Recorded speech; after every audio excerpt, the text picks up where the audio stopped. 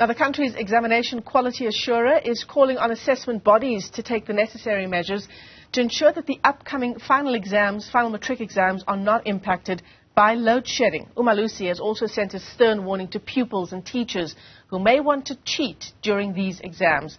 Joining us now for a discussion on the road ahead as we build up to the final exams is Biki Lepota, who is Umalusi's acting communications minister.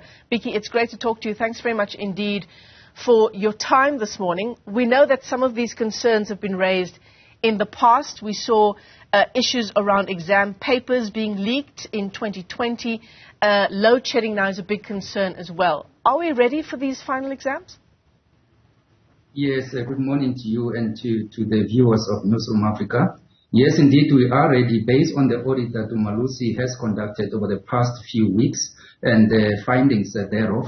We are ready. We are confident that the system is ready. All the assessment bodies have been audited.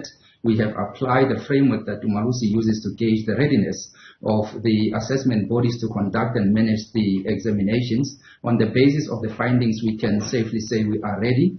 Yes, as you are indicating, we are worried about the load shedding and the water shortages in some parts of our country. But what we have done in terms of the load shedding problems, we have been in discussions with the assessment bodies, advising them to be in discussions with ESCOM and the Department of Energy. And we are confident that those discussions are ongoing, especially with regards to the writing of examinations which require electricity availability, and those subjects are subjects such as your computer application technology as well as your information technology. Now, Biki, the last discussions that we had with ESCOM, they did say it was quite difficult to exempt particular schools from a load shedding schedule when load shedding is underway.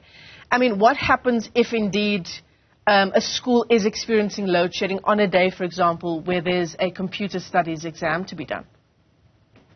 Additional to the advice that we have given to the assessment bodies in regard to discussions with ESCOM, we've also advised them to make a contingency plan in place, such as availability of generators. And should it happen that the schools are unable to provide such, we will have to be in discussions with the relevant assessment bodies to see how we can reschedule the examinations in concern, because the last thing that we want to see happening is learners being at disadvantage on the basis of lack of availability of electricity. Yes, certainly being disadvantaged on the basis of something that is completely out of their control. That would be completely unfair on our matric pupils. In terms of the issue around leaked exam papers, I'm sure the Department of Basic Education has given Umalusi assurances that it's put measures in place to ensure that that doesn't happen again in 2022. What would those measures include?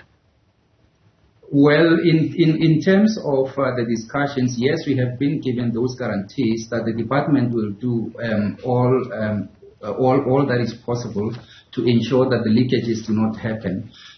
Although we are not able to, because these are issues that concern the security of the question papers, the only thing that we are able to share with the public is that the discussions are ongoing, and the audit of the processes is also something that is ongoing. But we have been given those guarantees by the Department of Basic Education, the Independent Examinations Body, Assessment Body, as well as your South African Comprehensive Assessment Institute, together with the Department of Higher Education and Training. These are the 4 assessment bodies which will be administering the end of the year examinations. Are there any issues that Umalusi is concerned about going into these exams, outside of the issue of load shedding, water shortages? Umalusi is on record saying that we also discourage communities from using the end of the year examinations to actually achieve whatever that it is that they are wanting to achieve in the form of protest, as it has happened in the past. Some communities in some parts of our countries have actually tried to use the examination as a weapon to fight whoever that is that they are fighting. But this time around, we are actually saying to our communities, the future of the South African learner is something that all of us should guard jealously. So for that reason, we are actually making an appeal to everybody in the country to make sure that the examinations are conducted unhindered.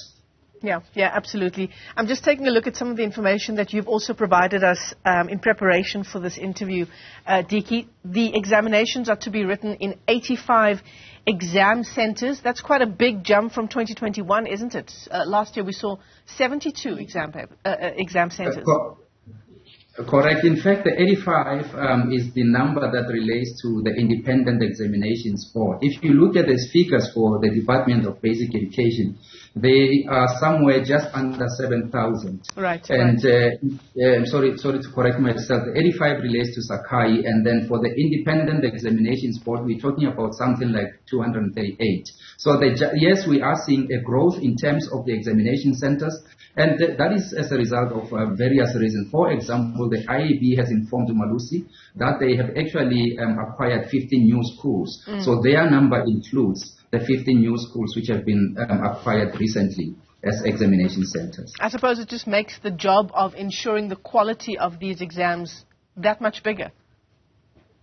You are right. In fact, all in all, we are talking about just over 7,200 examination centers spread across the country. But on the basis of the plans that we have put in place, we do not want to leave anything to chance. We have actually put systems in place to make sure that the adequate number of examination centers is actually monitored by Umalusi and the assessment bodies themselves. And on the basis of the monitoring, reports will be drawn, which reports will inform whether the examinations were conducted free of any form of irregularities. Yeah, absolutely. And of course, we wish our matrics of 2022 all the very best going into these exams. Biki Lepota is the communications manager for Umalusi, and of course, that's the quality assurer for our examinations. Biki, thanks very much indeed for your time.